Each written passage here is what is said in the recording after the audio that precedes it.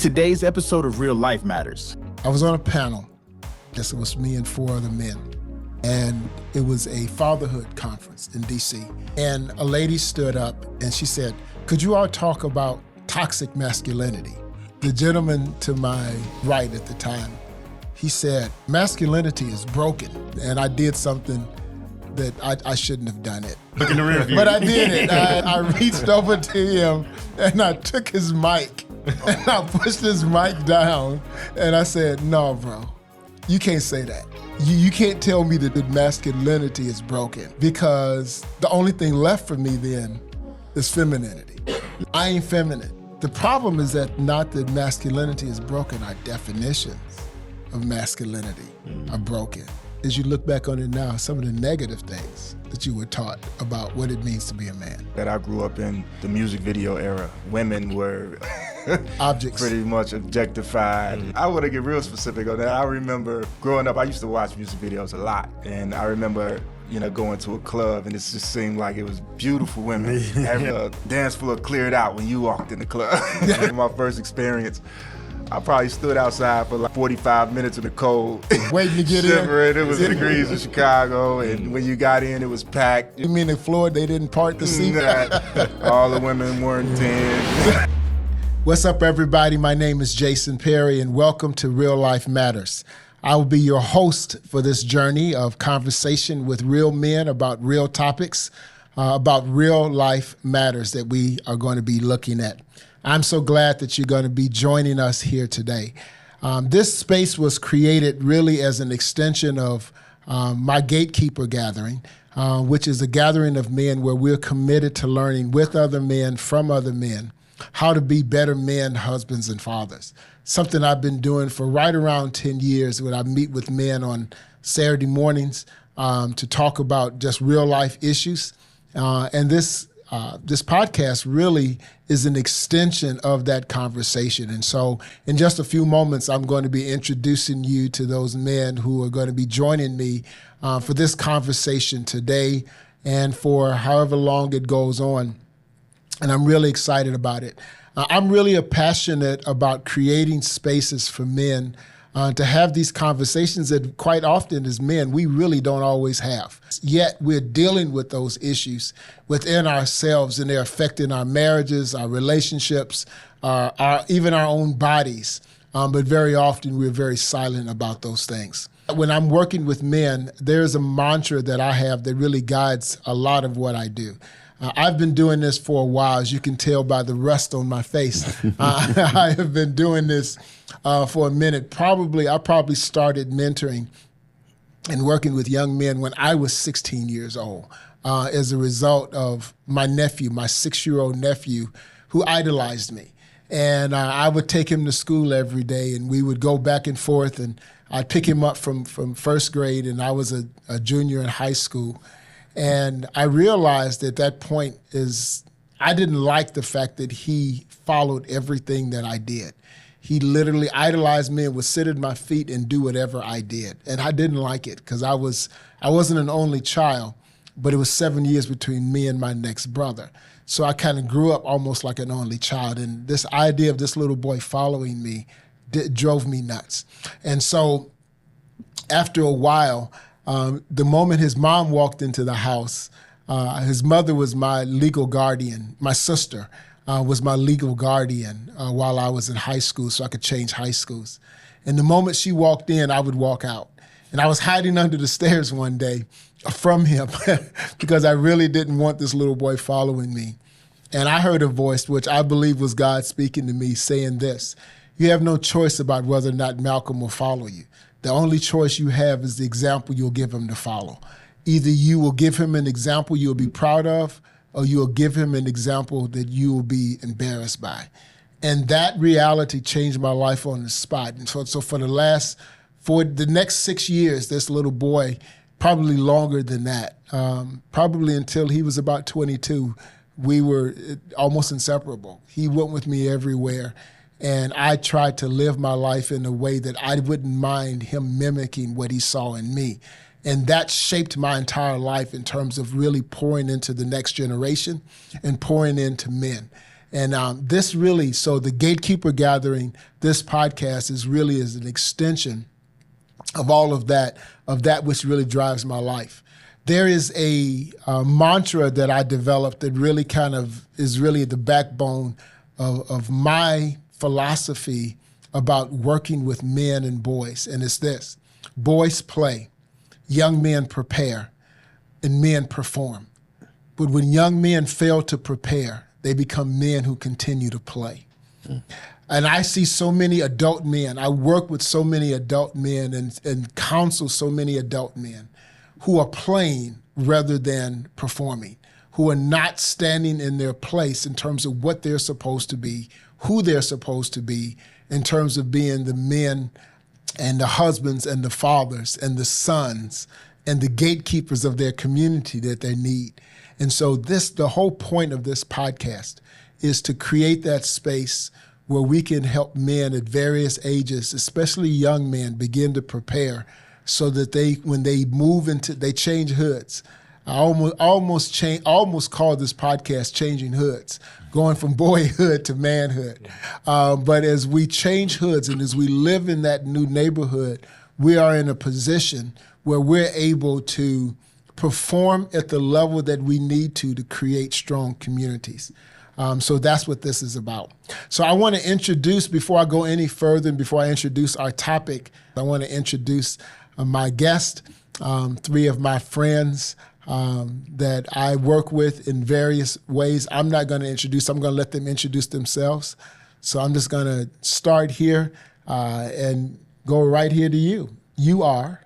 Justin. You're Justin. Who are you? Tell me a little bit about you, Justin.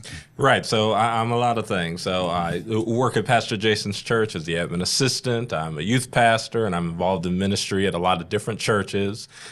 Recently married, less than a year and a half ago, got married, and I'm 30 years old. So kind of just starting into adult life in a lot of ways, and I'm excited to be a part of this podcast and this ministry really today. All right.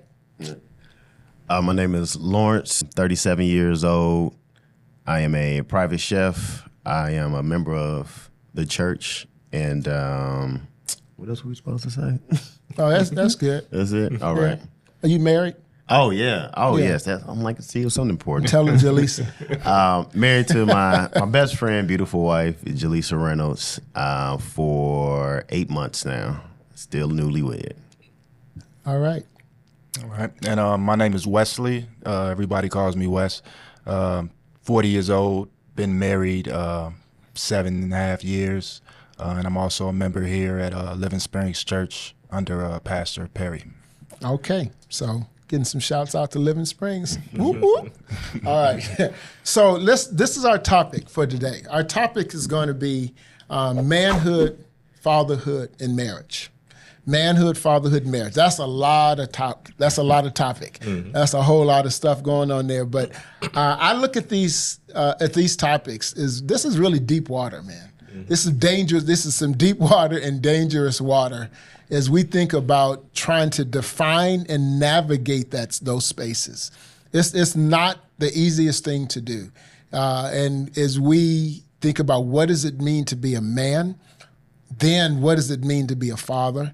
What does it mean to be in a marriage? And our concepts of those things, defining those things, and then figuring out how do you navigate those spaces really is what I just want us to just have a conversation about today. So we're going to start there.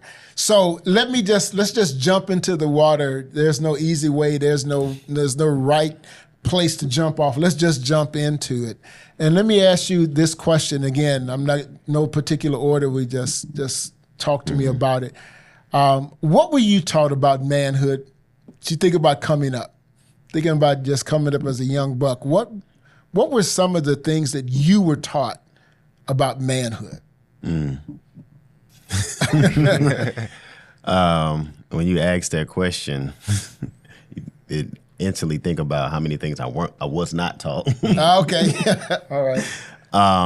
But growing up, I'm thinking, watching my dad as an example, and what he told me, like what he actually taught me. I think I watched him versus what he said, and it was, okay, you got to be strong. You got to make sure you do what you say you're going to do. You got to be busy, apparently. You got to make sure, you know, you got to check in on people. You got to do this. You got to do that. I watched my dad do everything. So to be a man was just, you got to do it all. Okay. Let's do it all. Be busy. Be busy. Be busy. Okay. Wes, you were going to say something? I gathered from a few sources, my father being one of them. He was sort of like what you said. I watched him more than spoke to him as far as what he taught me. He showed me a good example of just how to be a provider. My father was like a big resource to not only my family, but my nuclear family, but his family, you know, his brothers, his sisters, his mom. He took care and still takes care of, you know, everyone in his nucleus. You know, he's always the one that they call, you know, when they need something. My father is a mechanic, so everyone had a problem with their cars, they went to my pops. So that sort of instilled in me the type of person that I wanted. That I took that from him. I wanted to be somebody who could be a resource to my family and, you know, the people in my circle. But I also gathered knowledge from friends, a barber. You know, I grew up right around the corner from a recreation center. It was a big hub where guys play ball.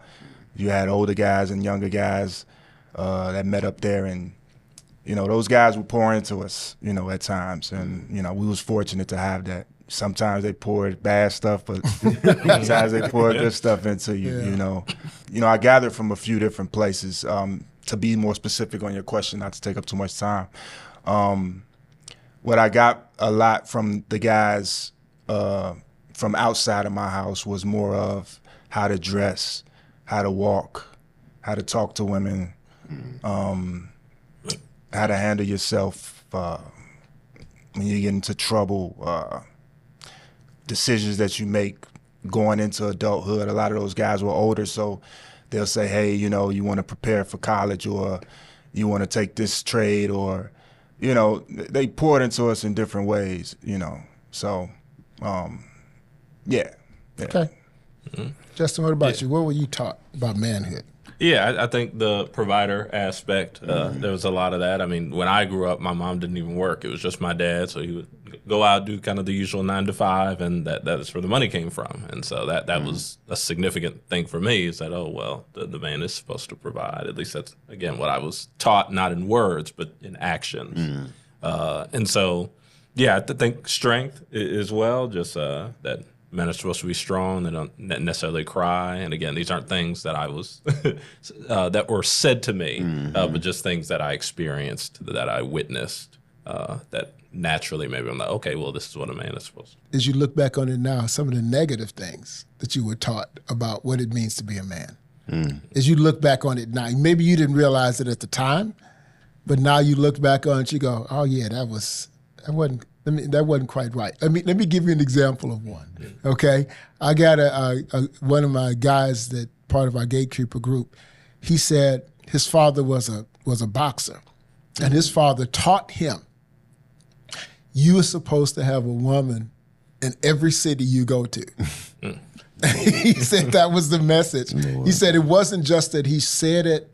He literally taught them, this is the way you're supposed to operate. And he said he did it for a little bit, but then he taught his nephew the same thing. And he said, I got out of it, but my nephew bought it hook, line, and sinker. He said, that's one of the most embarrassing things that I've ever done, because I got my nephew in this life of having a slim in every single city he went to. So that's an example of like, what are some negative things that you were taught about being a man? I think culturally speaking, I mean, not just coming from the people in our lives, but people who we observed on TV and things like that. I grew up in the music video era where, you know, women were objects, pretty much objectified and, you know, all of that. And even the way they spent money and flashed and everything, it was just it was all kind of thrown at us in that sense where we felt like that's what we were supposed to do. You know, that was the way to go. And I know that was misleading.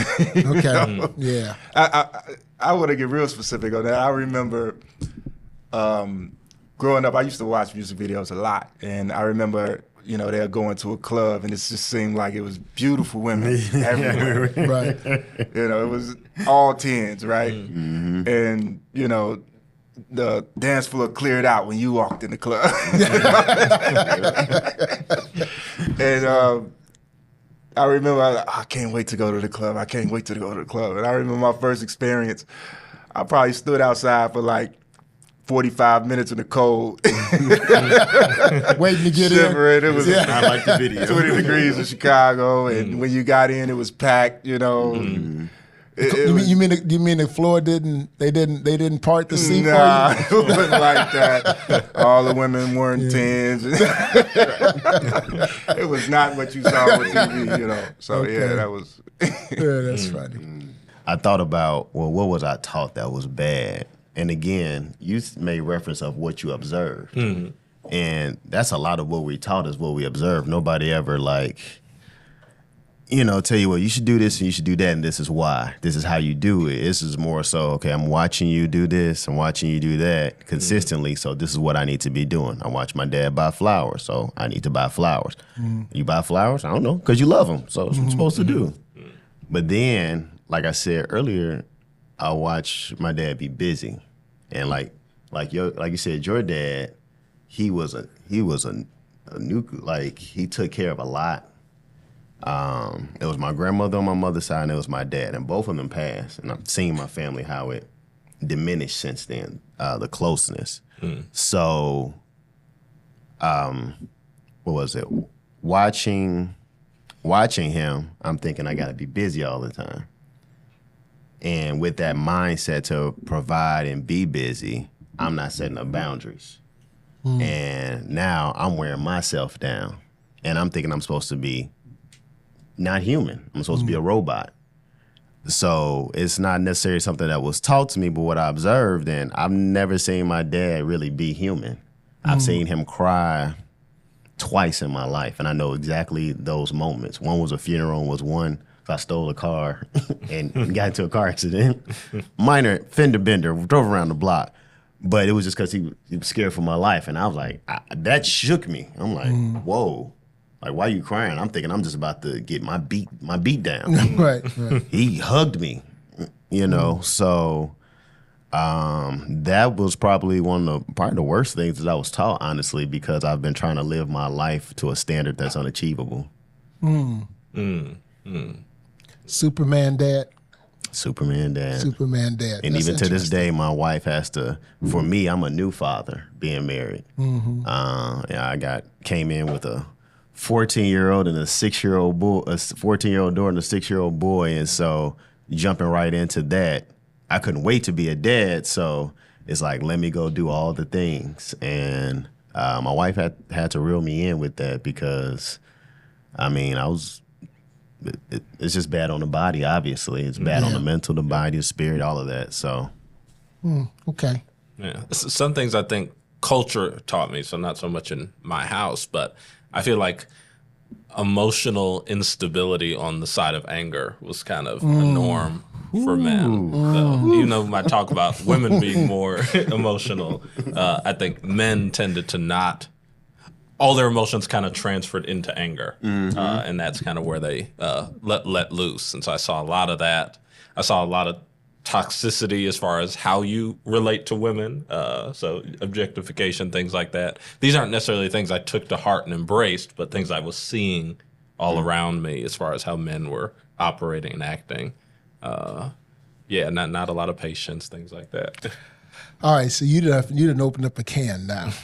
Okay. So let's go there for a second. Let's just kind of dig into that a little bit in terms of manhood.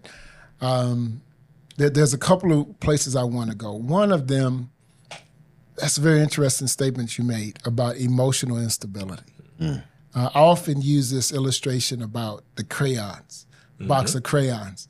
Remember when we were little? What, maybe I'm significantly older than you all are, but when I was little, it was a big deal. You had the Crayola crayons, you had the 8 colors. Mm-hmm. But then somebody came up one day with the box of 64. Mm-hmm. You know, and you're like, how in the heck are there 7 shades of blue? It's only one, it's just blue. Mm-hmm. It ain't no teal and aquamarine. What are you talking about? But I think that a lot of men are really still stuck emotionally with that 8 box, that those 8 crayons. Mm-hmm. And one of those, and a couple of those colors are broken. Mm-hmm. You know, so you're really only using about 3 or 4 of them. About 3 nobody ever colored with the white crayon. Mm-hmm. You know, and so there's really only a couple of crayons. But this issue of emotions that we struggle with as men, that emotional instability, like you said, and leaning more toward the anger. What were some of the messages that you got growing up about this issue of emotions and how you handled emotions? And I want you to, what are some of those messages? And then maybe if you want to follow up with that, maybe in a little bit, how did those affect you now as a fully grown man? But what were the messages that you got about emotions? You're not supposed to cry. When someone challenges your pride, you're supposed to fight. Mm-hmm. You know what I mean? It has to end in violence. It was always the negative emotions that got highlighted versus the positive ones. You know what I mean?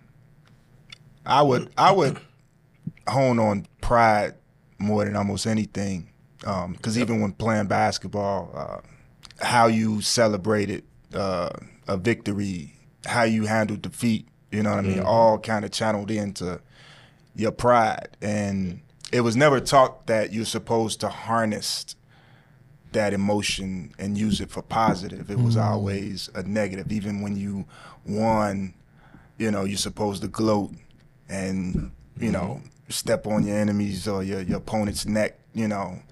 It was never for the positive. It was always for the negative, you know what I mean? So, yeah. Yeah, I would echo the pride piece like that. Even now, when I was growing up, I see it in men like I feel like in an abundance almost. I'm like, well, where does that come from? What does that stem from? And I don't know, maybe I'm misinterpreting it, but I feel like I see that a lot. And sometimes the anger is fueled by pride. Like they stepped on your pride, that hurt your pride. And I'm like, maybe if your pride wasn't so big, then it wouldn't be so easy to hurt. Yeah. So, yeah. Yeah, that emotional piece, man. I think about I'll be 65 in a few months. I've never called a man dad in my life. Mm-hmm. And so I remember when I was 10, no, I wasn't. Yeah, I was 10. And the only man in my life at that point was my great uncle, who was about 70, I think. I think that's how old he was.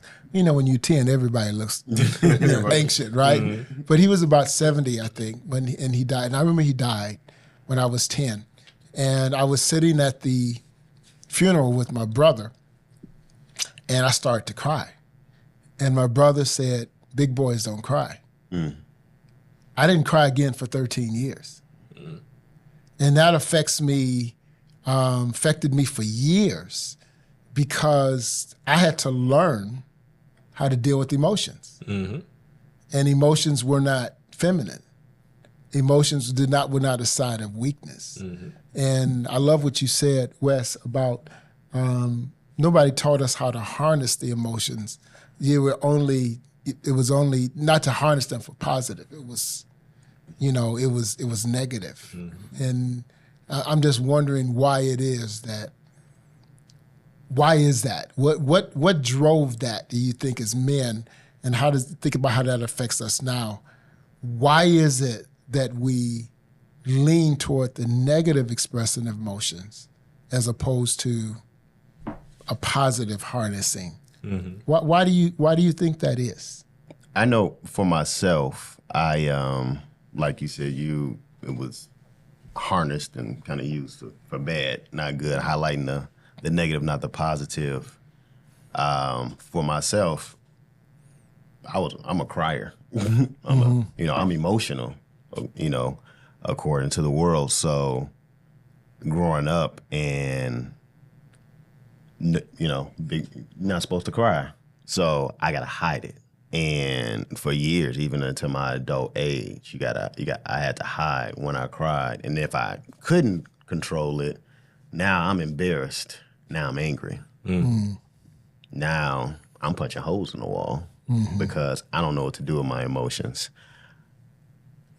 But when you watch TV, when you watch movies, when you see people in life, it's whether it's on the field, you grew up playing basketball. I played football for a short stint in high school. Everything is aggression. Everything it's like you got to be a gladiator. You got to be the biggest. You got to be the strongest, the toughest, the fastest.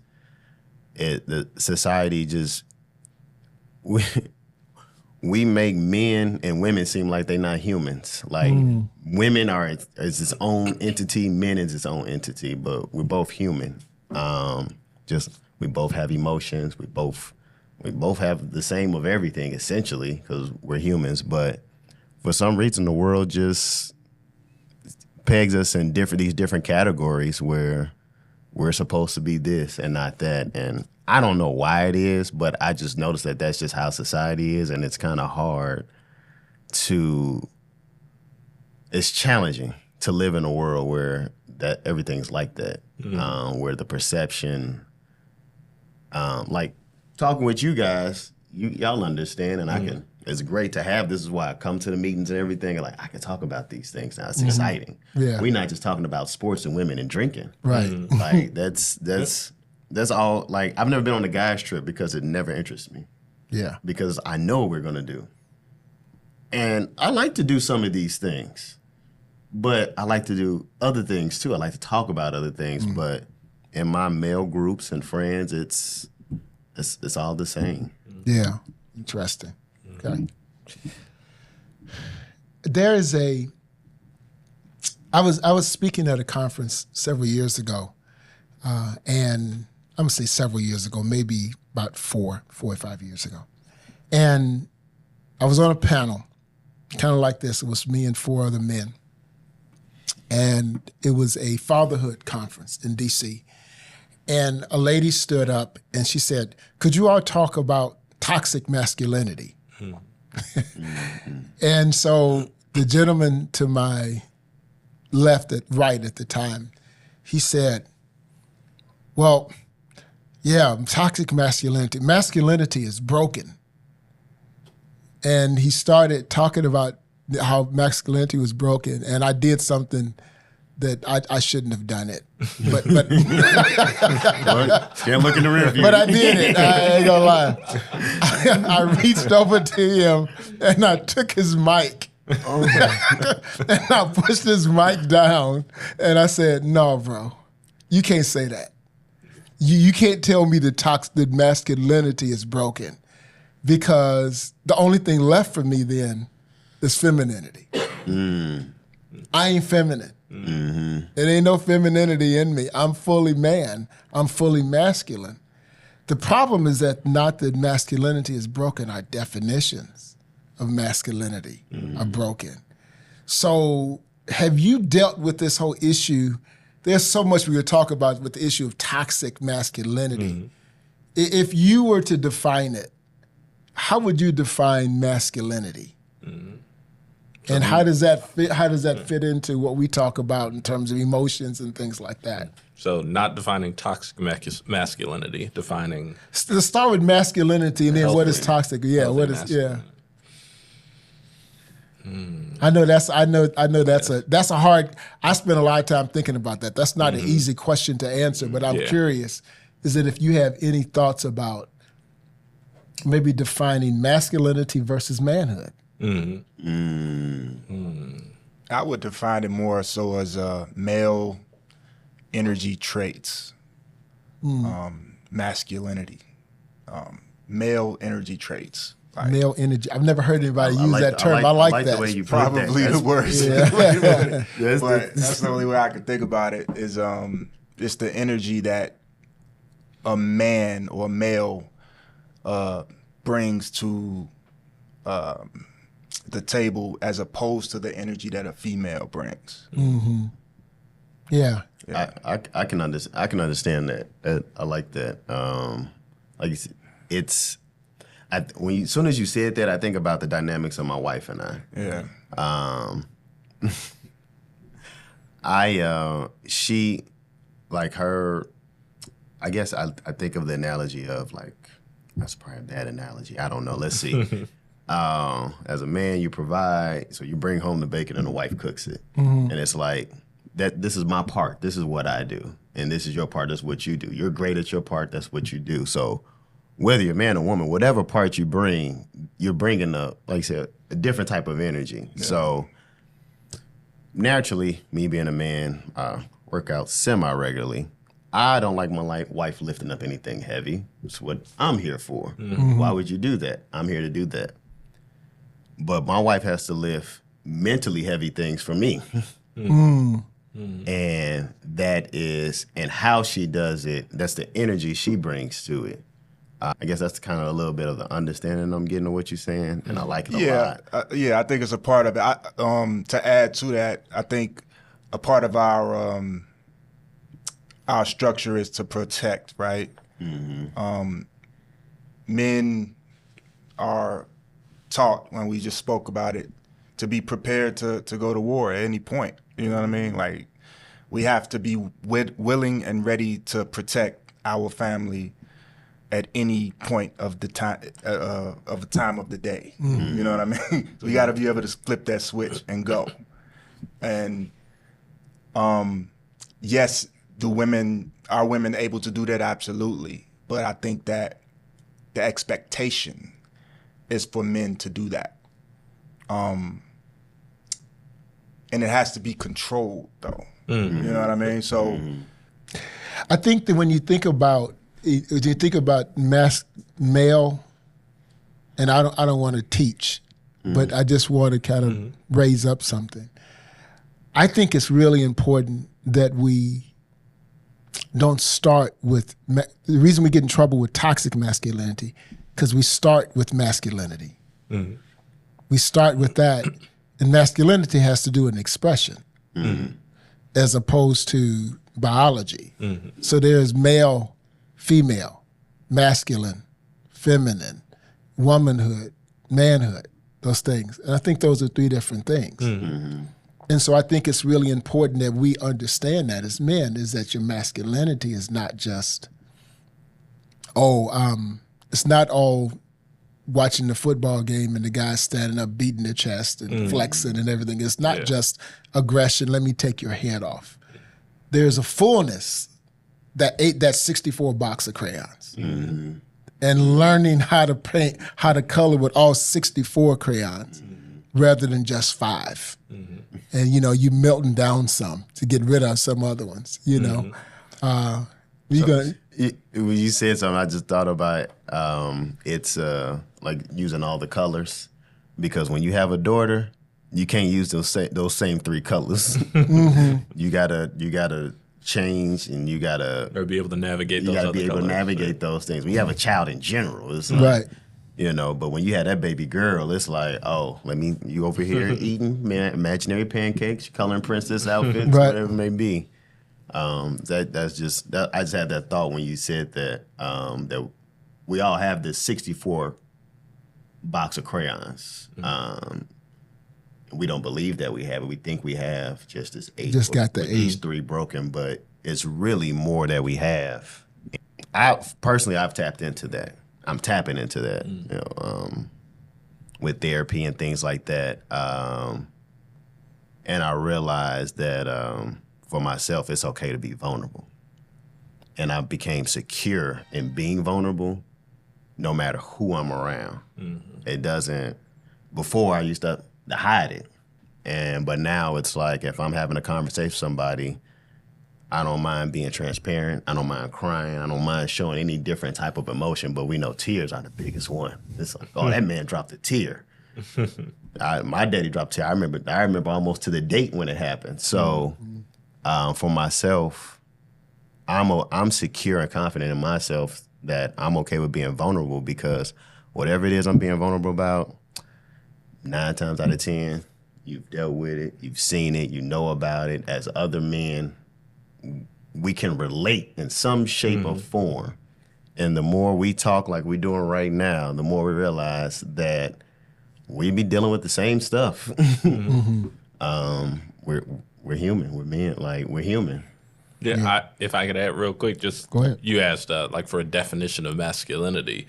While it's hard for me to define that outside of a cultural context, I think cultures are different, and a lot of what we associate with masculinity is cultural. But I do believe in maybe an inherent sort of masculinity and femininity that has to do with wiring. Like you said, we're wired certain ways, and how that manifests may tend to be cultural, but I think across cultures you'll find some similarities. And then the toxic end of that is anything that ends up net negative, I guess. Whatever might seem masculine but has a negative outcome is probably something that culture has kind of tossed on top of it. So toxic masculinity, if I'm going to combine what Wes said about male energy traits, this toxic masculinity is male energy traits out of control. I think so. Yeah, that's a better way to Okay, put it. or hyper focused. Maybe not. They may not be out of control, but there's a hyper focus upon a particular trait. Yep. There's a term I used earlier of talking about caricature. A caricature is it is a person, but you take a particular trait of them when you draw them. If they have big ears, their ears are going to be super big. If they have big eyes, their eyes are going to be super big. If they have a big nose, it's going to be. In other words, you take a particular trait, magnify it, and it's out of proportion to what is really, because you want to magnify it, out of proportion to reality. And so I think that masculinity, there are certain traits that are kind of inherent in men, but it seems like if it's toxic, it is that we've allowed those things to become a caricature of manhood. Yep. You know, we've taken those things a little bit bigger. Is that a fair Absolutely. assessment? Yeah. I would add to it that we almost roped it up as far as the way I think about toxic masculinity. We summarized it in the entire conversation when we were talking about the crayons. Someone operating with 8 crayons as opposed to 62 or 64, whatever the number was. I think the 8 crayons are the emotions that our culture has defined for us. These are the crayons that you are supposed to use as a man. Yep. Okay. And I like that. what happens is the 64 is the vulnerability that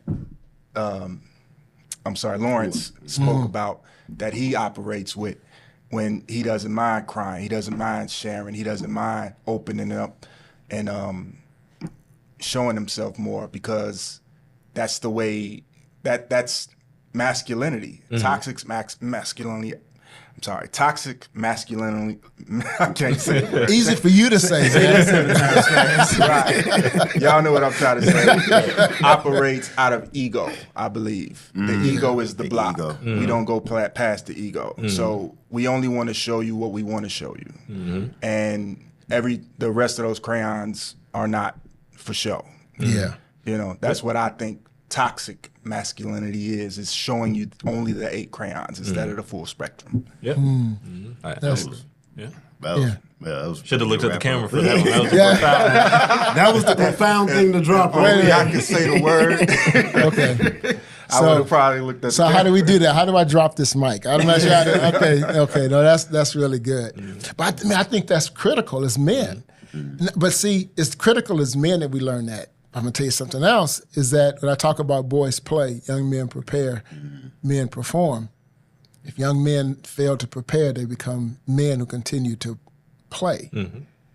It's because we need to teach younger boys and young men how to properly harness those things, and that it's okay to be aggressive, but keep it. Put it towards this. Put it towards that. Learn how to use that. It's okay to be emotional. Learn how to use that. I remember my daughter once saying to me, she described herself to me. And she described herself, and she says, Daddy, I'm this, this, and this, ain't I? I said, yep. She said, that's bad, isn't it? I said, nope. I said, the question is, how do you learn how to use those traits, that energy, in a positive way as opposed to a negative way? Water is great. It's not great if it's 6 feet in your living room. You know, it's out of proportion, it's out of control, it's out of context. And so those are good things that we learn. I think, too, because our culture, like you said, tells us these are the crayons you're supposed to use, there needs to be a recognition that there is some toxic masculinity in all of us if we've grown up in this culture, and that there is a working out of that, kind of recognizing what parts of us are toxic, and working to reteach ourselves or relearn manhood. Yeah. Go ahead. Quick, just to add on to that, what you said is spot on, and I've recently been coming around to understanding that because of DNA is a real thing, you pass things down, and it's not our fault, but it's our responsibility to fix ourselves. Our parents, human just like us, they did the best they could. We trying to do the best that we could as husbands and fathers. We ain't gonna get it all. We ain't gonna get it all right. Our parents didn't get it all right, but they did the best that we could, and we got to do the rest. Everybody's got to. Our kids are gonna have to work some more. The best we can do is try to give them our best, so they don't have to do as much work. But ultimately, hopefully, break that cycle. Yeah. When you said that, it's not our fault, but it's our responsibility, I thought of a quote that I saw recently. Again, it's not from me, but I just saw it. It says something like, we are born looking like our parents. We die looking like our decisions. Oof. You hear that? Yeah, we die looking like our decisions, the choices that we make. You don't have any control over the family you were born into. You don't have any control over whether you were born into a traditional nuclear family, whether you were born with a dad, with a mom, and that person in your life. You have no control over the type of person your parents are. But you do have control over the type of person you become, but based upon the choices that you make. And I think that's really, really, really critical. That we take, there's a level of responsibility for that. And I was looking for it this morning, and I couldn't quite find it. But the definition of manhood is something like, I'd finally come up with the definition for manhood, but it was something like men who take responsibility for the decisions that they make, and sometimes the decisions that have been placed upon them. But I still got to take responsibility because I'm in this hood now, right? And so sometimes there are decisions that are placed upon you that you had nothing to do with it, but you still got to, what do you do with it? What do you do with that which has been placed in your lap? Do you run from those responsibilities? And so I do like that idea of it may not be your fault, but it's in your lap. Now what you gonna do? And I think that's critical too, because I think that's a critical element of toxic masculinity is abandoning responsibility. In that, in a lot of cases, you see men do not take responsibility, whether it's for their kids, whether it's like you said, Themselves. hey, this is just who I am. My parents made me this way, and taking responsibility is a part of healthy masculinity. Yes. Yeah. Taking responsibility for your actions as far as like how you make other people feel, specifically women. You know what I mean? That's a big part of masculinity and being responsible, because I don't think a lot of we're not taught that. No, I was never taught to be responsible for a woman's emotions. I had to learn that. I'm still learning. And a woman is gonna feel how they feel at the end of the day, but I think as men, we have to understand what role we play in that. Yeah. Because we do play a role. And I think it's just easy for us to say, oh, that's on you. Or I didn't tell you we were together, you know all the lines that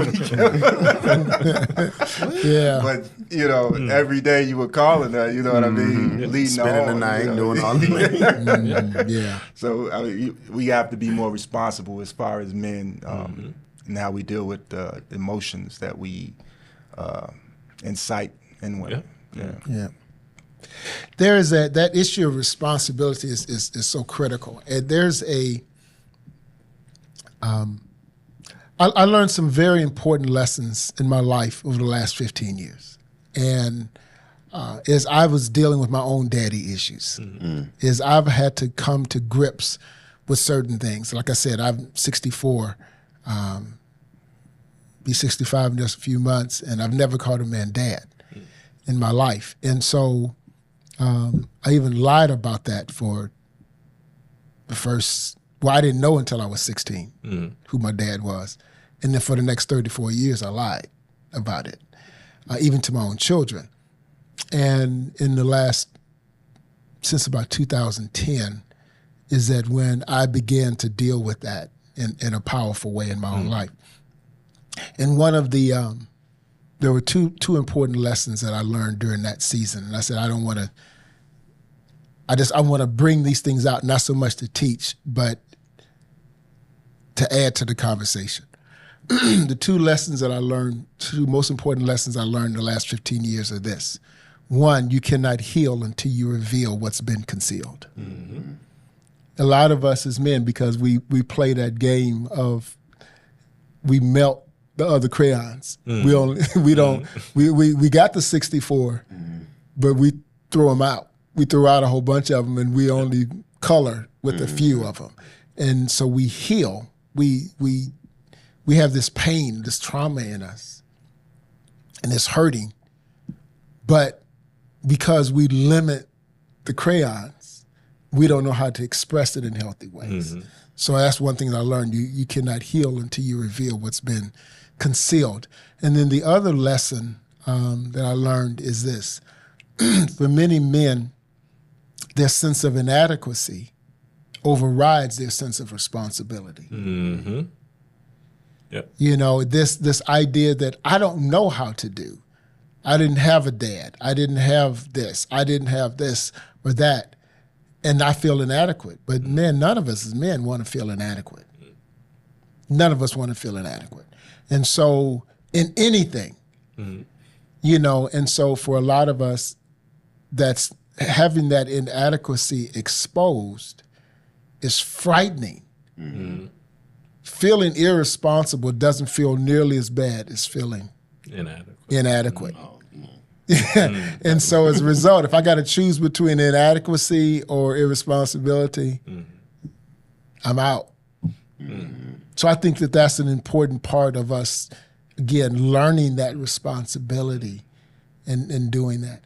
I just want to hit on this real quickly. I don't know if you want to say anything about that. I just dropped a whole bunch there. Yeah, I did. So what heals inadequacy? What fuels inadequacy? What heals? Oh, what heals inadequacy? Can I answer this one? Yeah. You ready for it? Yeah. Vulnerability. And I say that because you're afraid of inadequate. You think you're inadequate, but you're not. Because when we talked about earlier, it's like, how you know you're inadequate, you didn't even try. You've already built up in your head that you're inadequate at something because maybe you've tried one time and it didn't work out, or maybe you didn't even try at all. You're just figuring out in your head, and it's like, you can't adjust it if you just imagining it. If I want to learn how to drive, and I'm thinking about, okay, I know I'm watching a video every day. Okay, I need to turn left, need to turn right. I got to do this. I got to check my signals. But if I don't actually get in a car, I'm never going to learn how to drive. So I can go my whole life feeling inadequate about it, but I never actually did it. Whatever we're inadequate about in life, we think we're alone in it. We think we're the only ones in the world. Oh, I can't do this. Oh, I can't do that. There's a million other people got the same problem. And something I realized at in my early 20s, it was me and two of my longest best friends. I was talking to one on the phone about relationship problems because we get best advice of each other, obviously. But I get off the phone with one friend. I've known him literally all my life, 37 years, 9 days apart in birth. Get on the phone with the other friend, known him 15, 20 years. I'm like, man, we have similar issues. Like, we got to talk more. I realized 15 years ago that men just need to talk more. Because I didn't realize that this stuff was going on. So I just feel like it's just being vulnerable because if you think about, I guess, what's an insecurity that probably men have? Failure is an insecurity. Physical appearance could be physical. Height. That's a good one. Height. Short men. People feel insecure about it because why? Stop getting personal with me, man. Are you short, Pastor? Go ahead, man. Go ahead. You're not short. But I mean, I'm five. Well, at least I thought I was 5'11". I'm 5'10", actually. The military told me I was 71 inches all my life. They lied to me. Apparently, I'm 70 inches. I always wanted to be at least 6 feet.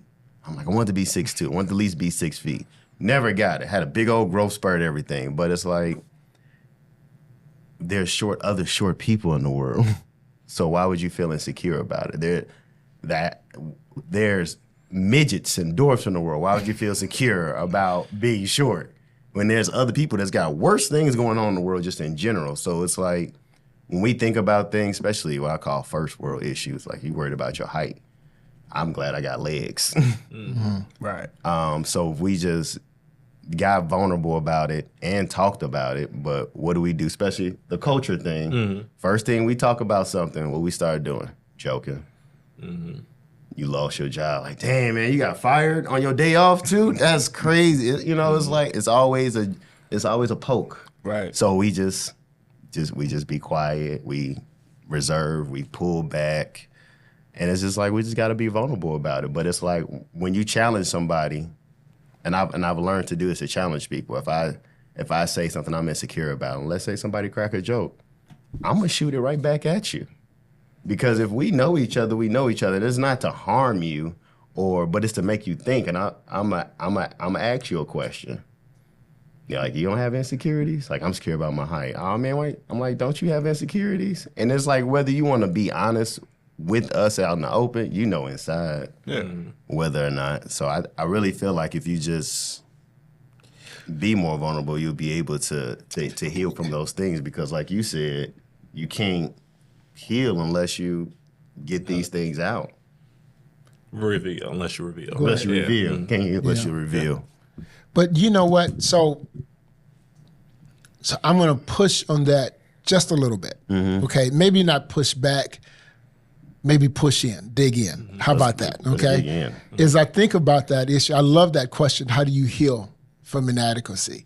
Because we all have them. I don't care what it is. We all got them. And so, if I'm not mistaken, if you get this may be too much information, but a couple of years ago, I saw these numbers that Pfizer spent $1 billion on advertising in a year. 1/3 of their budget was spent on 2 of their products. Pfizer, chemical. 1/3 of their $1 billion was spent on 2 products that dealt with inadequacy. Cialis and Viagra. $300 million spent on advertising to help men deal with inadequacy and impotency. You see what I'm saying? Is that there's this issue there that is not healing the issue. It's not healing the issue. It's masking the issue, but it's not dealing with the issues. And so because men don't want to feel inadequate. And so that issue of healing from inadequacy is key. And if I could, you just talked about, well, I got to push back. But if you're not emotionally healthy, pushing back creates more toxicity. So I can't just, there has to be sometimes we weaponize vulnerability. And what do I mean by weaponizing vulnerability? It is possible that if you are weak, and I know you have an insecurity in that area, what am I going to do? If I'm playing basketball and you got an area, I'm not going to go, oh, you can't go to your left. I'm not going to make you dribble to your left. No, I'm going to take it away. You're right. So you got to go into that. And I am trying to weaponize that vulnerable spot. So I think it's really important that we learn how not to weaponize vulnerability. That's the key. So I think that, and that is part of the problem. We don't heal from it because we hide from it. We don't heal because we hide, and we hide because we're afraid it's going to be weaponized and turned against me. For sure. So I think that there has to be something else in addition to just, yes, I need to be vulnerable. But I think that there's something more to the healing. I think being vulnerable is part of it. So what else is involved in the healing of the inadequacy? If I could take it in a spiritual direction, That's okay. Okay, so part of it is accepting that our value does not come from being adequate, and that there are things that we are inadequate in, and will always be inadequate in something. But I think we place our value in those things. And if we recognize that our value comes from being made in the image of God, then at some point we have to accept those inadequacies. That there are some things I will always be inadequate in, and that's okay. I cannot move forward if I need to be adequate in order to feel valuable. So what you're saying is that sometimes we need to embrace our limitations. Yeah. Most definitely. Yeah. I might want to be 6'4". It ain't happening. So therefore, do I allow that inadequacy if I consider that to be inadequate? Right. Yeah. So sometimes we also maybe have to define what is inadequate. Yep. I think that definitely comes down to obviously a personal thing. And so real quick, circling back to the height thing for myself, that's something that I've always been a person to I'm optimistic. I look for the positive. It's positive in everything. Even in death, I find positivity, or at least find peace. And I realized that, you know what? I never got to be 6 foot anything. It's okay. What I did realize, I'm a well-rounded individual. I didn't rely on my tall height. I didn't rely on some super strength. I didn't rely on any physical aspect of myself to, I don't know, I say boost my ego, whatever it may be, make me feel like a man. I realized that through my life, I'm very well-rounded. I know a little bit about a lot. And I was like, oh, okay. I let go of not being that tall. All my friends are taller than me. I'm like, I don't even know why I attract tall friends. I look up at everybody. But I became okay with it, so it wasn't an inadequacy to me anymore. There's a redefining of adequacy. Yeah. So that's part of it. I think that's kind of what he was saying, is that there's a redefining of what is inadequacy. I think there's something else. I think there's also fix it. That works too. How about that? Excuse me. Just that simple thing of, if I'm inadequate in that thing, fix it. Learn. I remember my son talking to me about, this is years ago when LeBron James was on right after he went to Miami Heat. And he was very critical of LeBron James for changing team. Well, he wasn't. I was critical. He wasn't critical. And again, I don't want to get into this deep because I don't want to start teaching. But he said to me, well, Dad, he didn't have a good jump shot and he didn't have good footwork. He was inadequate at that. That hurt him in his game. I said, so what did he do? He said he went and worked with Hakeem Olajuwon on his footwork, and he spent hours in the gym on his jump shot. He was inadequate in those things. So what do? Do you sit and listen to people telling you you're bad? Or do you go to the gym and work out? Mm-hmm. So one of the ways we heal from inadequacy is admitting that we're inadequate in an area, admitting that we are deficient in a particular area, and then working at fixing those areas where we're weak. Yep. So Unless it's a physical inadequacy that you can't fix. then you have to begin to redefine. Okay, what do I do with it? Is there another reason? And I like what you said about where's your identity coming from? What are we using to define us? And how do you define value? Where do you find value? And if my value is in what where I live, what I do, who I'm with, how I look, what other people say about me, what I accomplish, what I own, if I'm finding my adequacy in those things, and I'm less than whatever the standard may be for that, so if my standard is Michael Jordan, dang, I'm going to be inadequate all my life. Yep. If my standard is the guy who stands in front of the grocery store, I'm doing pretty good. So it's really about standards. Exactly, exactly, man. It's about like where are you comparing? Yeah. What is your source of comparison, or your source of defining? What is inadequacy? So I think that's part of it. What is it? What is the standard? What do I need to do? There's the what is the prayer of in AA, the serenity prayer? God grant me the serenity to accept the things that I cannot change, the courage to change the things that I can, and the wisdom to know the difference. I think that has a lot to do with dealing with inadequacies. Yeah. What can I change? If I'm 5'7" and I'm 40 years old, listen, dude, just stop. Just stop. I'm inadequate. No, you're not. You just you. Yep. You're not going to be 6 feet tall. That's okay. Sammy Davis Jr., one of the greatest entertainers the world has ever seen, was 5'5". So do you focus upon the inadequacy, or do you focus upon who you are? So that's good stuff. Good stuff. Let's move. Let's change gears a little bit. Okay. And let's talk about we could go deep into that, but I want to go to some other places for a moment. Let's talk about fatherhood. When you learned that you were going to be a dad,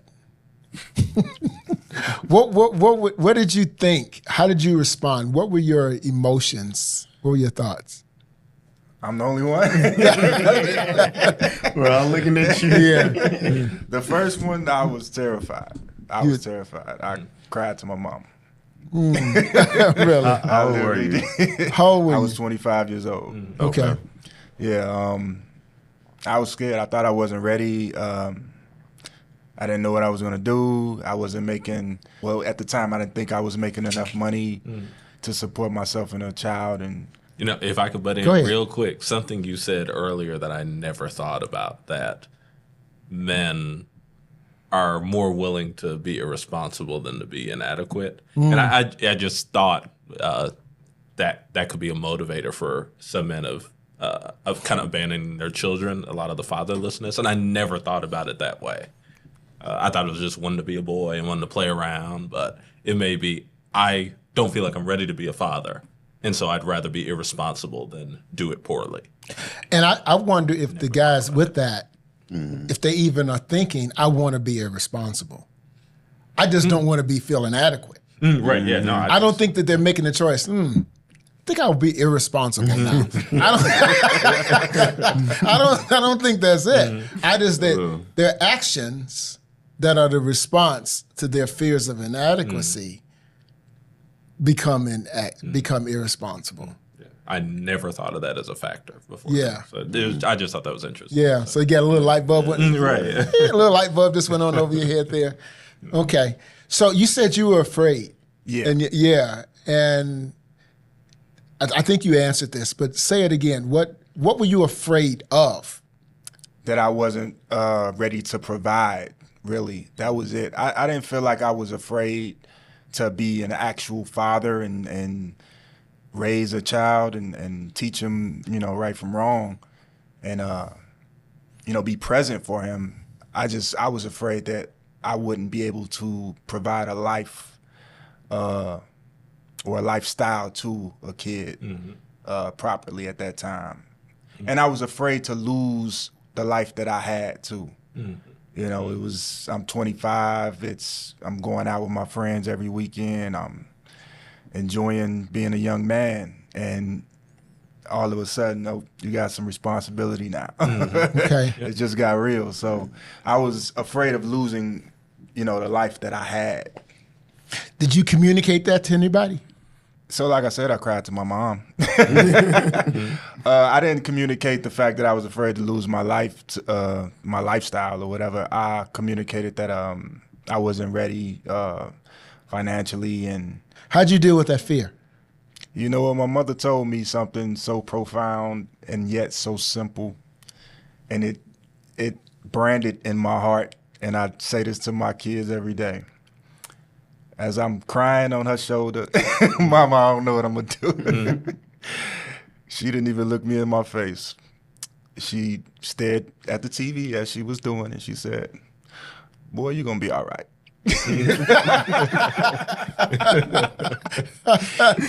And as simple as that was, It was reassuring. it was reassuring. It wasn't even reassuring. It was just real. At the time, I felt like abandoned. Like, what do you mean? I need you to, help. Bail me out. Do something. Bail me out. She just said, "You're gonna be all right. You ain't the last one. You ain't the first one who had a baby. You ain't the last one." And she was absolutely right. You know what I mean? That was the only. It took me a while to understand. It took a while for me to understand it. But once she said that, I calmed down and I shifted into, okay, this is happening. No one's coming to help me. This is on me now. There's no more calling a mom. There's no more. Nobody's helping you right now. You have to become a man. This is it. And that at that moment, that's when I shifted into, okay, we have to live a different lifestyle now. We have to part with our old ways and do better for my son. Good old radical acceptance. Yeah. Radical acceptance is what you said. It was simple. So what were some of the? How did you make those shifts? Because you can say that is one thing. How did you make those shifts from scared? I'm just teasing you by saying this. Scared playboy.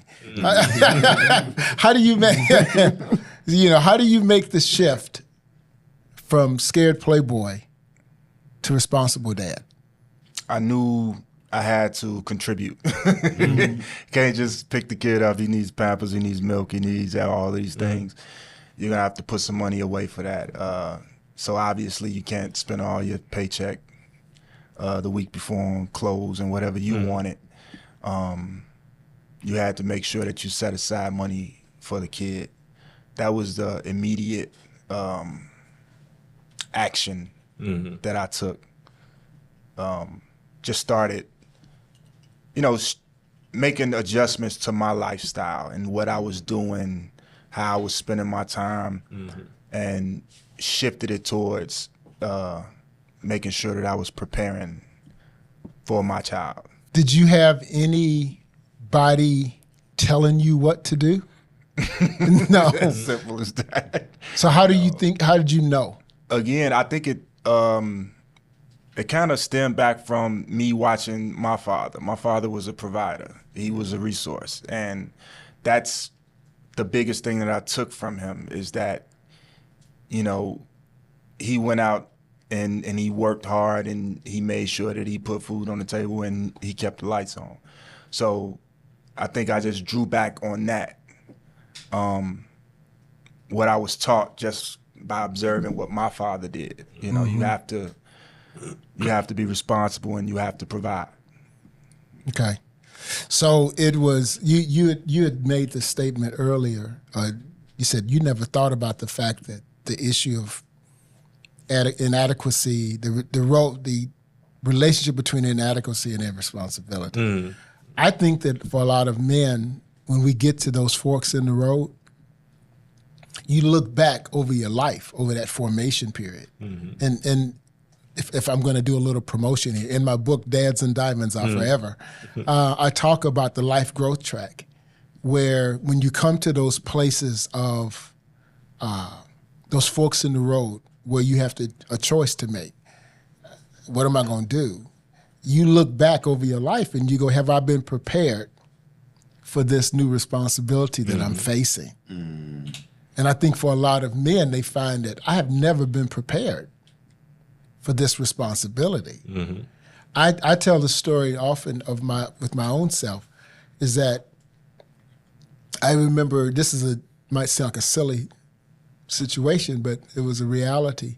I look at I was teaching my son, I'm not sure how old he was, 6, how to ride a bike with no training wheels. And I couldn't get it. I couldn't teach him. And I got frustrated and quit. Now listen, I didn't say he got frustrated and quit. I got frustrated and quit because I realized nobody ever taught me how to ride a bike. So I came to this very basic fork in the road as a dad of I need to do, what do dads do? Dads teach their sons how to catch a baseball, how to throw a spiral, how to ride a bike, how to hit a baseball. And I realized I did not have anything in my toolkit. There was nothing in the file cabinet under teaching your son these basic dad things. And I felt totally inadequate and embarrassed, and I quit because I didn't have anything. And so I think that's for a lot of men. It is that understanding. It is they look over their life and they mine their formation period. And they're coming up empty, and they go, and this sucks. And I'm going to be embarrassed. Or nobody ever told them, you're responsible. Because they haven't seen anybody be responsible. So all of those things go into that. That's why I was wondering how you learned. A very interesting and accurate observation because, I did react, obviously, when I learned I was scared. But once it was set in my mind, okay, you're having this child, you're going to be okay, I didn't see a fork. I knew I was supposed to do what I did. There was no option. I didn't see running, as an option, as a choice. So I think that is an accurate and good observation on that situation because if a man didn't have an example of responsibility or a man who raised him the best that he could, then that option, that fork, is apparent. You know what I mean? Yeah. Now you see, okay, there's 2 ways you can go. You don't have to be here. I think if you're exposed to abandonment at an early age, then that option is always open to you when you become a parent. Yeah. Lawrence, I know your situation is a little bit different. You were talking about, Wes, you're talking about becoming a father. And from what I gathered from what you just said, you weren't married. No. Okay. Now you're a father, and you have children with your wife. Yes. Okay. I would imagine there's some things you learned from that first experience that goes into. Oh, yeah. Absolutely. Was it different when you and Amber had children, now you know you're going to be a dad? Was that a different experience in terms of how you thought about? Yeah, it was planned. We were trying for a while before we even had our first son together. And it wasn't a fear at all. It was just joy and excitement. I was prepared because I already had a son. And Yeah, it was a 360 feeling, completely opposite from the first. Yeah. Yeah. Yeah. But the experience, I would say, is different because I didn't raise my first son 100% in the house with me. We were in separate homes. Yeah. And raising your children in your house is a totally different parent experience. Yeah. I grew a great sense of respect for everybody who was, you thought you were doing it, and you think that, you know it all, but no, you don't know anything. When they're waking up in the room across from you, and they're going to sleep in the room across from you, you don't get those breaks. You don't get you don't get free weekends. Right. It's 24 hours. Yeah. Lawrence, you became a father. Not by choice, from the standpoint that you became a step dad. You became a step up, step in dad. Okay? All right. So how was that? What was that like? And I think you referred to that before about your attitude, but what were your thoughts as you thought about getting married and stepping in and immediately becoming the father of a teenage girl and a little guy? I was excited about it. Obviously it's very intentional. And for myself, I intentionally did not have children. I was married before. We talked about it. We planned it out. We didn't get to the execution part. We divorced before that because I wanted to be married for at least 2 years before we started building a family. When I met my wife, and I learned that she had 2 children, I was 30. When I turned 35, I had already made up in my mind that I didn't want to have children. I love kids and I wanted kids, but I didn't want to start from 0 days old, for the next 18 years. So I then opened myself up to dating women that had children. She told me my limit was 2. Like for myself, if like she had 1, I'm like, okay, we can have 1 more. She had 2. It was like, okay, well, that's it. I knew right then, if we get married, we're not having any more kids. We just, within the first week, that's something we talked about. And for me, it was honestly a dream. It was a setup. I got a boy, I got a girl. The relationship with their dad and her were great. So I was exciting. And then you get in it. And it's like, ooh, this is, I got some work to do here. All right. Not to cut you off, how old were the children when you came in? My daughter was 14 at the time, and my son was 6 at the time. Okay. And they're 15 and 7 now. Okay. So, wait, no. She was 13. Oh, 13. No, yeah, she was 13. It's weird. She was 13. Hey, she's 15. Yeah. Ooh. Because I celebrated her 14th and 15th birthday with her. Yeah. So, I think the biggest thing for myself was trying to figure out how to be a bonus parent. Because, okay, y'all got a system going on. They have a father, not trying to replace him. It's like, where do I fit in? How does this work? And it's, I think that for me, that was the most challenging part, trying to see where I fit in. Because you have a dynamic that's already built, and you want to add to it. So I'm bringing in my life experience, how I grew up, the parent home I came from, versus the parent home their father came from, their mother came from. And I say surprisingly, it's working out really, really well. Like I couldn't imagine it. I grew up in a blended family. So for me, it's my norm. I didn't even realize it was a blended family till somebody said something about a half brother or half sister. I'm like, no, it's my brother. So it's your half brother. It's my brother. What is that? Oh, well, this and this.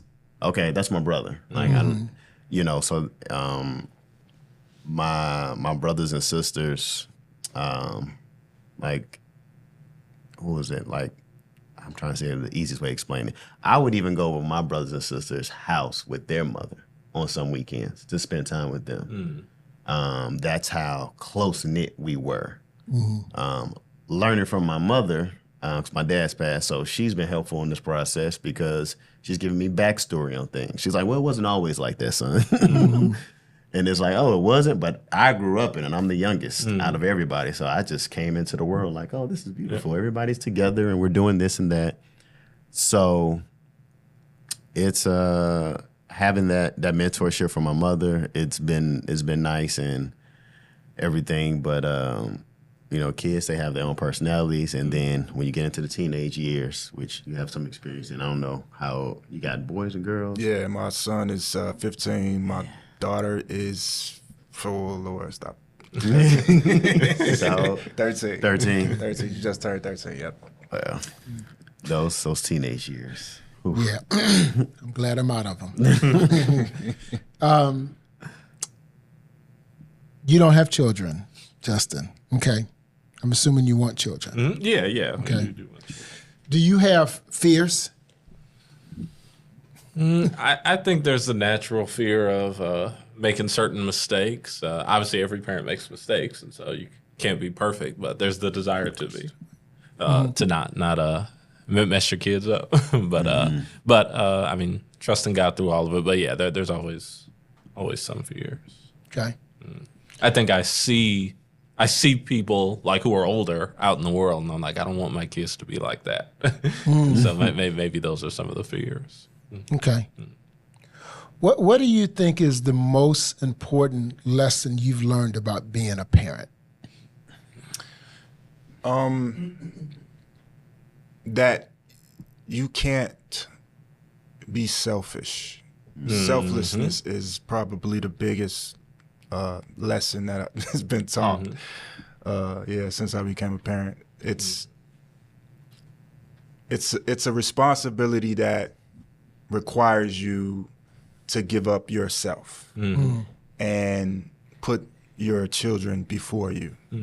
Whatever they need comes before whatever you want, you know. That's the biggest lesson, I would say. And you know what? The other lesson I would say is that they're all different. Yes. They're all different, and they're not you. I think we look, when I first had my boy, when I was 25, I just knew I was going to spit out a son that was going to be just like me, and he was going to do everything just like I did, and he was going to be the second coming. And we are two different people. And I had to make amends with that he's his own man, young man, and I am me. And all of them have different personalities, you know, and they're going to be whoever God designed them to be, not what you want them to be. Yeah. So, Okay. We'll change gears one more time. Okay. Marriage. What are the messages you all are in your, roughly in that age range from 30 to 40? What are the messages that you're hearing about marriage? Don't do it. That's the message you hear. Don't do it. Just a piece of paper. Just a Not piece of worth paper. Not worth it. What else? What are some of the other messages that you're hearing about marriage?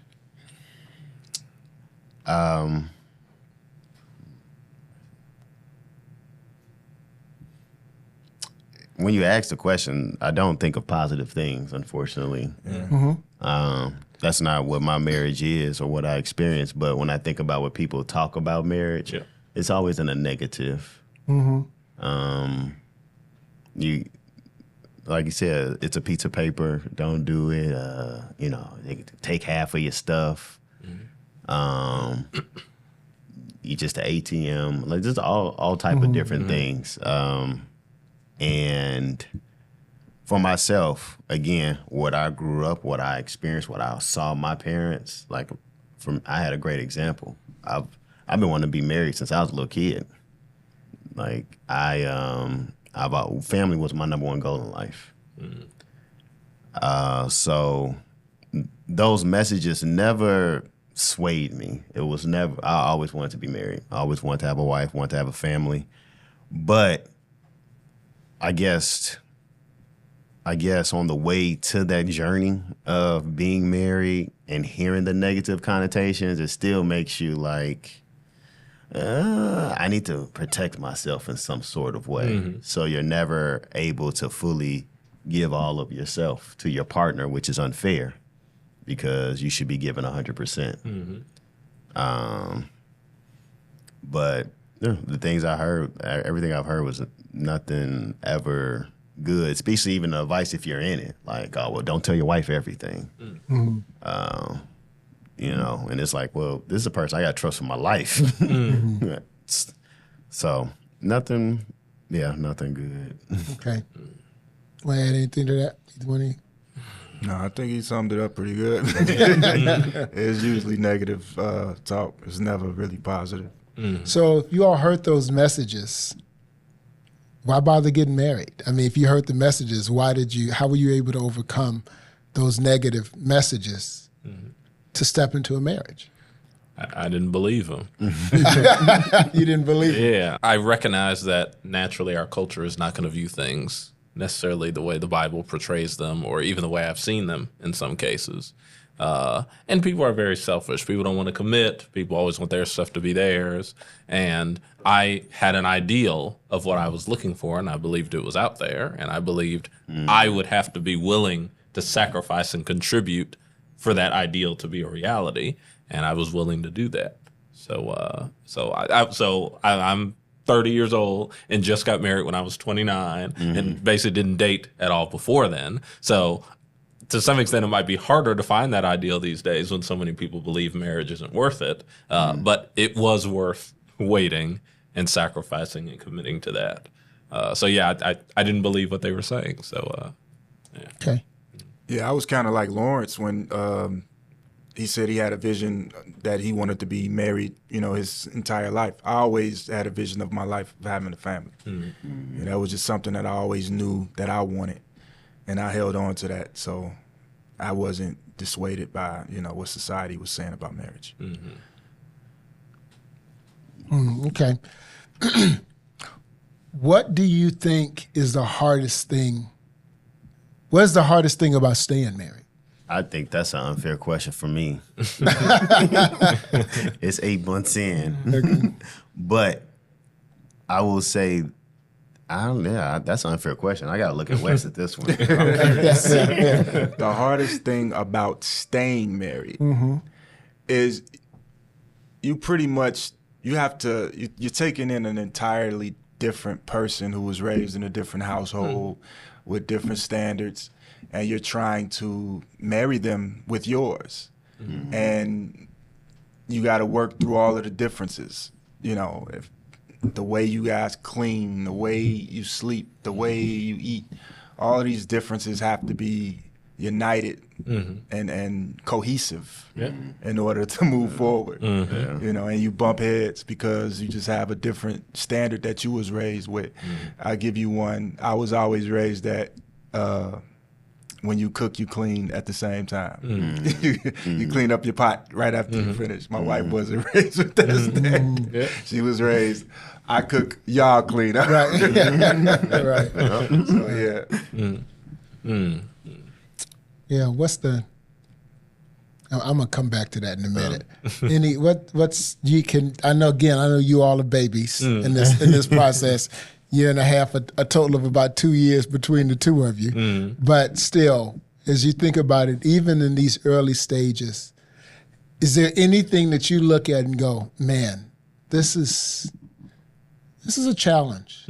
Oh, for sure. Because if it's a challenge, it can become a deal breaker. Right. Yep. So what are some of the challenges about making those two lives come together? What are some of the challenges? Yeah, you have to, naturally you have to be very selfless. Like the marriage relationship is unlike any other relationship you'll have, not with your siblings, your parents, even your kids. And so you have to be willing to give up yourself, surrender a lot of yourself. And the hope is that they're doing the same, but you have to be willing to do that, and everyone isn't willing to. It's not always small things that can cause people to break up, but just your overall willingness to say that this relationship is worth me giving everything else up. Yeah, that has to be it. I just want to make a comment. You seem very intentional at such a young age, because I'm thinking about when I was 20-something, and I got married at 28 the first time, and I'm just like, I was not, not have those thoughts. Which is probably why that didn't work out too well. But that selflessness piece, like that, for myself, as far as what I think about the challenges we have or had, communication was one of the biggest things for myself. I don't mind talking, but communicating is a different thing. Yeah. You want me to let you know how I feel and on everything. I always thought I thought my wife wanted me to overly communicate, and she told me that there's no such thing as just communication. That's just what it is. So it took me a long time to understand that concept. But ironically, it was something that I always wanted. I wanted to be able to talk to someone about any and everything. But when I found myself feeling inadequate in places, I didn't want to talk to her about that. So I didn't, which causes problems. But then when it finally came about, it's like, oh, she would have took that way better if I would just told her sooner. And then so it made me more comfortable to talk to her right away about things. Now she's the first one I run to talk to about stuff. So that was a challenge throughout our relationship. And then the light bulb clicked on and said, oh, it's a safe place. Cool. But then also with just communication itself, it's honestly for me and myself, whether it's a safe place or not, it's needed. One of the things that you asked, the challenges of staying married, and I thought about a future thing, is that we change as we get older. That's always been a thing in my head, a big question mark of 5, 10, 20 years later. I think they say we change every 5 years or so. My wife has changed since the day I met her, And one thing I had thought about was what that would be like, which we can't predict the future or anything. But I found a blissful peace in it because I want to make sure I grow together. Yep. I don't want us to grow apart. I want to make sure we grow together. So I'm still in tune and locked in with this person and know the new this or new that, because they could be this way this year and the next year. We're living healthier, so we don't bring sugar in this house. Not in our house. I mean, we still got sugar, but it's like that's the example. We're not doing no more sugar. Okay, we're not doing no more sugar, baby. That's a good thing. Where I can roll with that. Or you don't. I don't know, just anything. So I think anybody can create the initiative, and then the other person just, all right, that's what we're doing. So for myself, I realize I'm a super flexible person, which a lot of times made me really indecisive. But I learned with my wife is I'm gonna go with the experience. If I need to pull the plug on it, I will, but I'm not gonna shut it down initially because I never know what's gonna come out of it. Right. So we sit down and talk about a lot of things and be very intentional on how we plan things. And she's the same way. She trusts my leadership with things, and she rolls with it. Like, I'm in charge of the finances in my house, and for me, it's like, oh, you trust me that much? I know how I was with money when I'm single, but now it's different when I know how I am with money when I'm single and when I'm married. But now I got kids. I got to look at things completely different. How I move when I'm single, completely different. How I move when I'm married, completely different. How I move with a family. So, talk about change, growing apart, growing together, growing apart. There's a phrase, a statement, I don't know who originated it. It says, you never step in the same river twice. Because if you step into a river that's moving, every time you step into the river, you step back out. When you step into it, there's different water. You know, the sediment is different. The river is bringing sediment. It's changing the construction of the pebbles on the side. So you never step in the same river twice. You also never step into the same relationship twice. Because every day you're changing. Every moment you're changing. So if you are 7,000 days old today, the next day you're 7,001 days old. That's a different person. Yep. Different experiences, different things have happened that change your life. And so the reality is that in a marriage, you never step into the same relationship twice. Every day is different. Yep. When you go to work, you have a different experience. You got different things that you've learned. You've met new people. Different things have happened within your body. Again, I've been married for 37 years. And just December hit 37 years. Man, we're so different. People say, oh, man, you've changed. Yeah, why haven't you? You need to grow. You need to develop. And so I think that is critical for you just to recognize that. I think that's important for you. Again, it's 7 years, 8 months, year and a half. It's important for you to know that the relationship will change. Boundaries change. You get a different job, things change. You move to a different house, things change. Move to a different city, things change. Kids come. Yep. Lord have mercy, do things change? You know? So, you know, a death of a parent, death of a child, you know, death of a friend, things change. All of those things have an impact. And so staying married in the midst of that, the issue isn't, oh, I understand everything that's coming. The issue is this the person I want to deal with whatever is coming? Because you don't know what's coming. No. You don't know what's coming. So I think that's important. What do you want to be? Who do you want to be? Who do you want to become in terms of manhood, fatherhood, marriage? Who do you want to become? I think I was watching an interview, I believe it was J.J. Redick, and somebody asked him, who was your hero? And of all the people in the world that he could use as an example, he said it was his father. And he went on to, you know, talk about his dad and he, you know, how great he was and this, that, and the third. And, you know, I was taken by that because here you are, a basketball player, you are amongst these great athletes, these, you know, these titans in the game, and you went over them and said, no, my father, who wasn't that, you know? And that said a lot to me, you know, and I think from that moment when I saw that interview, I said, that's what I want to be as a father.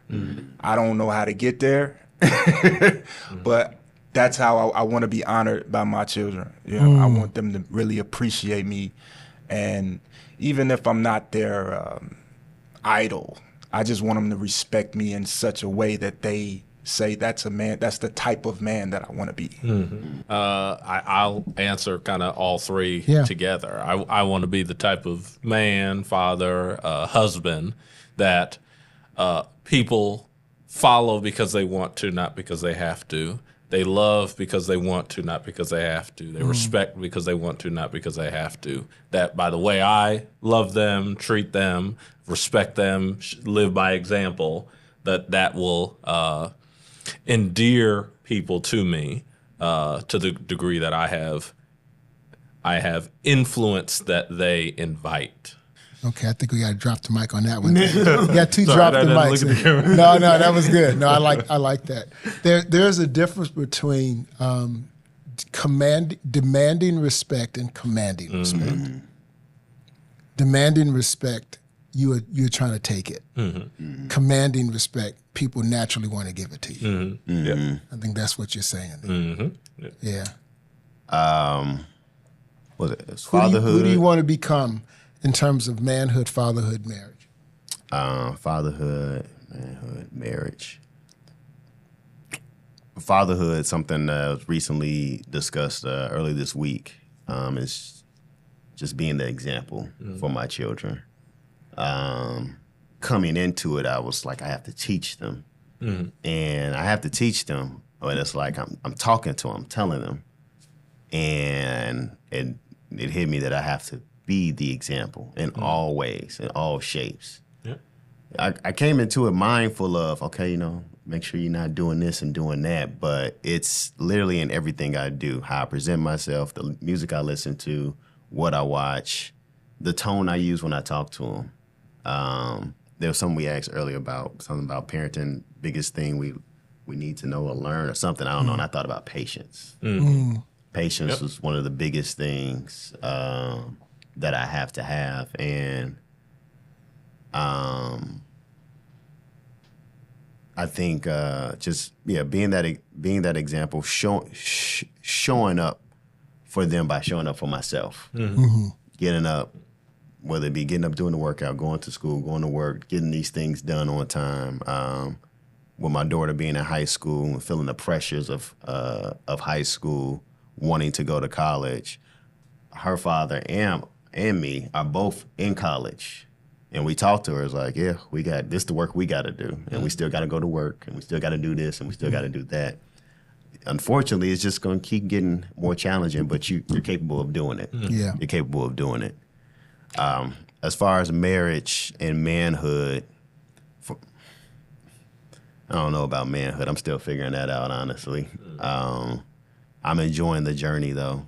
I'm really enjoying the journey of pulling back all the layers, taking off the mask of what I portrayed and what I thought I was, and just being my true, authentic self. And as far as marriage, and I'm ecstatic to be a great husband, and there's nothing I would not do for my wife. There's no limitations, I say, because I know the woman she is. She's a woman of God, and I trust her. So I'm just excited to kind of honestly get it right, to love on a woman how she deserves to be loved, to give what she needs to give. And so I think it's just, I don't have a word for it per se. I'm just excited to give. Are there skills or supports that you need to become a better man, husband, and father? I think the meetings that we attend, every other Saturday are very helpful, to shaping and molding each other, sharpening each other as men. It's been critical to me in my life. I can say that right now. So I think mentorship and just being around other men, wise men, as we spoke about earlier, seeking wise counsel. I think those are important for men to have when you're trying to develop as a man. You need to get around other men who you respect, that can lead you by example, not just words too. Yeah. Okay. Yeah, I think mentorship and accountability and that kind of stuff is critical. I have those things, but I think just maintaining those things, more of it is always helpful. Is critical. Skills, I'm sure there are some, can't think of any off the top of my head, but. What they said, definitely having that that guidance and mentorship is important. And as for myself, I lost my dad at 18. He was my hero. Looked up to him, wanted to be a fireman just like him, didn't work out. And I lost my guidance, or at least I thought I did. Honestly, until I picked up the Bible and realized that everything that I was looking for, the structure that I needed, it was all right there. And that was, even with that, it's like I wish somebody would have just told me to, like, the stuff you're looking for is right here in the Bible. You just told, read your Bible. But seeing, I've become such a better man and husband by reading the Bible because I'll have questions and then I'll go get to Googling where it is in the Bible and then go find it and read it. And it's like, that makes sense. One of the things that always stand out to me is God's greatest gift, which is love. And now that I'm, I guess, thinking my thoughts out loud, that's what I want to represent in all areas is love. As a father, as a husband, as a man, I want people to see love come from me. Because that's all I want to give. All I want to do is help people in any capacity that I can. But yeah, love. I want to add on to that too. Another tool I believe that men need to understand and utilize is being open to learn. I think we shield being ourselves teachable from information. You know what I mean? A lot. Again, egos. We have our pride. We don't want another man telling us what to do and how to do things. And when you're willing to bring down that barrier and allow someone else to teach you the right way, it's a lot to be gained from that. But you first must be receptive. You have to, seek the knowledge, and you have to be willing to take correction too. You know what I mean? Like your way ain't always the right way. So be open to, guidance. Be open to that. Yeah, I think that's really important. That openness. I think about a young guy that I performed he and his wife's wedding several years ago, and I really was hesitant about marrying them because I didn't think he was ready. I didn't think they were ready to be married to each other, and I didn't think he was. But I kind of went against my better judgment, and I decided to do it with this caveat. I said, I will do the wedding, I will marry you, if you promise that you will stay in a counseling relationship with me after the wedding. And they said, absolutely. Thank you so much. They did. Never heard from him from the day I left the reception. And several months later, when his wife finally reached back out, she said, well, he's been with another woman since 2 months after we got married. Wow. Yeah, 2 months. And then she said, when she kept saying, but we promised that we were going to do counseling. And his response was, I don't need another man telling me how to be a man. And my thought was, yeah, punk, you do. Clearly you do. Because you literally do, because you've abandoned your wife and your child 2 months after you got married. You don't know how to be a man. And so that's why when with the gatekeepers, what we talk about is men committed to learning with other men, from other men, how to be better men, husbands, and fathers. There are things that we can learn from each other. Yeah, I do a lot of teaching, but I'm learning all the time.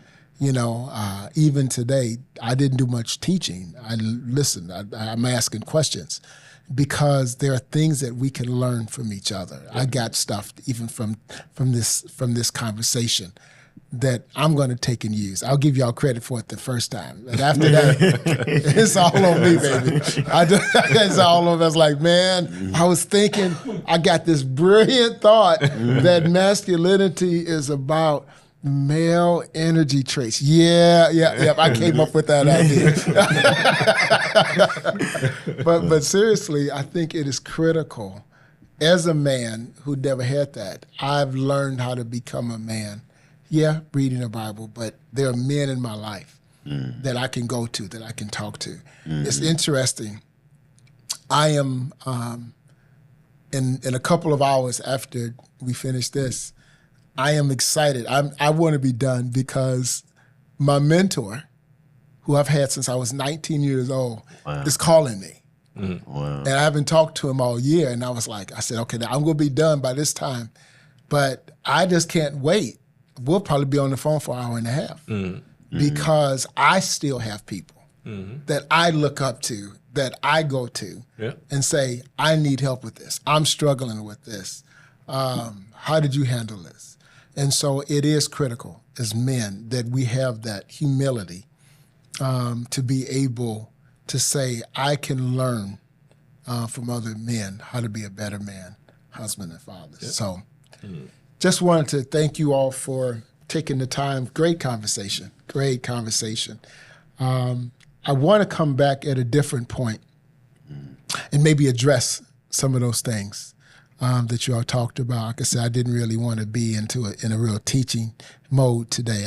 Y'all know I can do that mode, but I didn't want to be in that mode today. I really wanted to hear. And I wanted those who are listening to this podcast to recognize we just like you. We got the same stuff everybody else does. We don't have it all together. I promise you, I've made so many mistakes. Lord have mercy, I've made so many mistakes. And I think that I wanted to create a space and establish, even with this conversation, that you are not alone as a man. You are not unique. You are not a unicorn. You're special, but you're not a unicorn. Whatever problems you're dealing with, other men are dealing with them as well. And so we just wanted to kind of establish that. And I think we'll come back at a different time and address some of those things that you talked about and add some things to that. There was something I had written a while back called "You're Born to Lead, Now Learn How." Mm-hmm. Mm-hmm. Just because you're in a leadership position doesn't mean you know how to lead. You are in that role, but how do you do that? And so I want to come back at a different point and kind of walk through some of those things that I've learned in a lot of years of living, a lot of years of being married, a lot of years of being a father and a husband and a son and a gatekeeper within the community. How do we live those things out? So this may be dangerous, but I'm going to do this. Second and fourth Saturdays of the month, we have a group called the Gatekeeper Gathering. The point of the Gatekeeper Gathering is men committed to learning from other men, with other men, how to be better men, husbands, and fathers. Because life is life. Regardless of your spiritual status, life is life. There are principles that we live by that I think just simply make sense. And that's what we do. But I would love, if you're interested, whether it's virtually, we do a hybrid meeting. We have men who meet in person, and then we also men who join us via video conferencing. If you have any interest in being a part of that, want some more information, there's going to be a email or way to contact us on the bottom of the screen, and we can let you know how you can become a part of the Gatekeeper Gathering if you're looking to become that kind of man. Thank you so much for joining Real Life Matters, where we talk about real life stuff with real life people. Peace.